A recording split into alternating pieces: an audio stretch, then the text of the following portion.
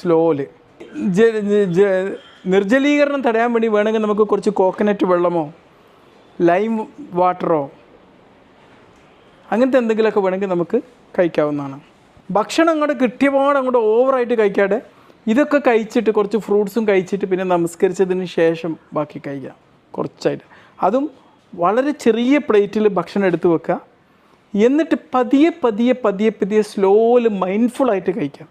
ആ പ്രോസസ്സൊക്കെ ആസ്വദിച്ചു, അല്ലാണ്ട് വാരി വലിച്ച് കഴിക്കരുത്. അതിനുള്ള ടെൻഡൻസി നമുക്കുണ്ടാവും. പിന്നെ കഴിക്കുന്ന ഭക്ഷണം ശരിയായ രീതിയിൽ ശരിക്കും ചവച്ചരച്ചിട്ട് കഴിക്കാം. പിന്നെ ഇഫ്താറിൻ്റെ സമയത്ത് നമ്മൾ പ്രോട്ടീനും നാരും അടങ്ങിയ ഭക്ഷണത്തിന് കൂടുതൽ പ്രയോറിറ്റി കൊടുക്കാം. അതിൻ്റെ പുറം ഭാഗത്തെ തൊലി കളയാത്ത അരികൾ, ബ്രൗൺ റൈസ് അല്ലേ, അതുപോലത്തെ അരികൾ, റാഗി, പിന്നെ വേണമെങ്കിൽ കോഴിമുട്ട, ചെറിയ